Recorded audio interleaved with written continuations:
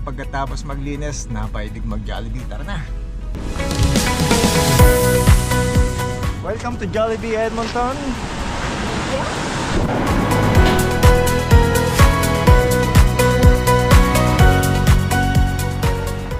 Okay, so ayan, after the mass, nag-crave sa, ano ba tawag dyan? Crispy Pata. Kaya naman napatakbo kami sa Palabok House dyan sa Edmonton.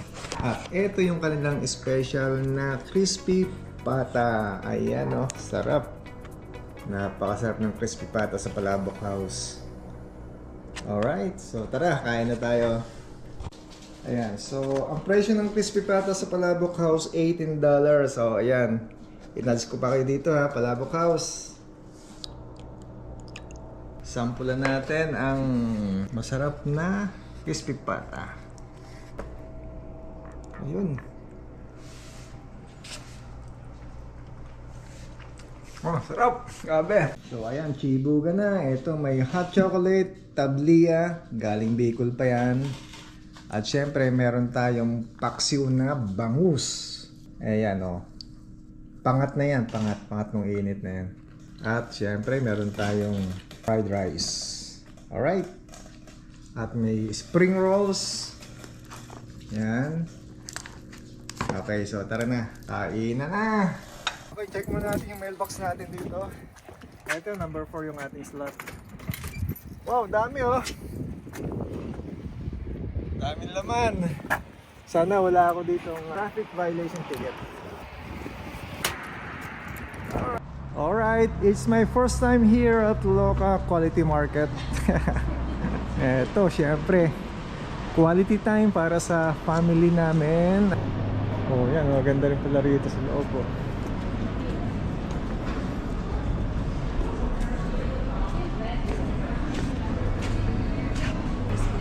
Dito ba yung ice cream? Try the pistachio. May patigim, ha? Can I try that one, please? Can I try the hazelnut? What do you want? I want to walnut. Ito, pistachio. Can I have this one, hazelnut? Oh wow! It's only $2, right? Very cheap because it's chocolate. Busok? Ang tawag dito sa happy hour. It's happy It's a hour. gelato, hazelnut. $2.75. Dinayo namin dito sa Loka Quality Market. Pero hindi naman yun ang importante. Importante yung quality time. Yan, para sa pamilya ko. Yan. So, nandito kami ngayon. Hazelnut. You're gonna pay for it, right? Hi! Yeah. Is that to pay for it? Nagbayad na kayo? Not yet, Ay, not hindi yet. pa. Oo. We're not yet Kala ko paid. libre. You paid! Ha? Kala ko libre. I'm just gonna walk out. Okay. Dami, oh. Ito lang, 1, 2, 3. May bumba ka. Bumba ka. Ito. Oh.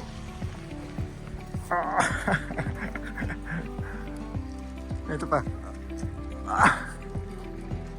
Ito. Uy. Oh, ito. Oh, yan oh. Ito, laki oh. Laki.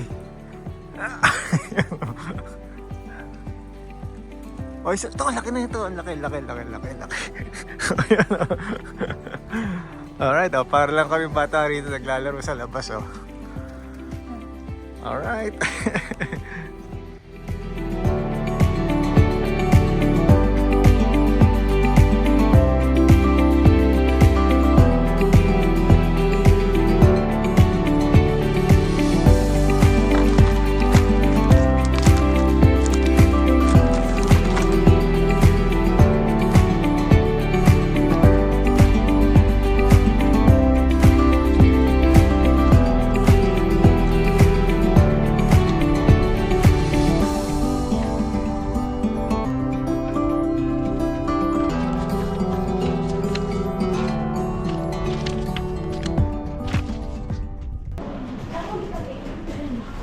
Alright.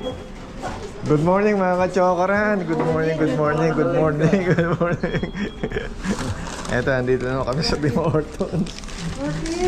Ito yung aming meeting place kapag weekend. Ito mga friends namin. Alright. Pagka weekends, after 5 days na trabaho, eto. Banding-banding mo di kami rito ngayon. Alright, eto, same old faces pa rin dito sa Canada. Ayan, oh. Etong masarap dito pagka... Kuya, gusto mo yeah, lalo springtime na tayo. Kumain na. Yeah, springtime na tayo, kaya naman excited na mga Canadian dito sa labas. Yan. Alright. Ang naturo ako dito pinakamahirap si Este.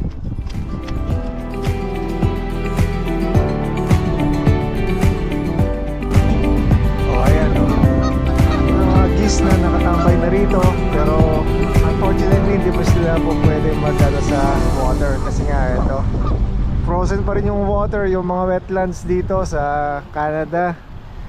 Kahit po sabihin natin officially springtime na since March 20. So springtime na, pero nakita naman yung mga tubig dito, ayan o, frozen pa rin.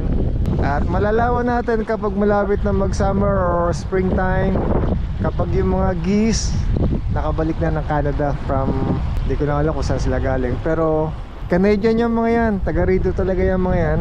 At kapag malapit na nga mag spring or summertime, bumabalik na sila.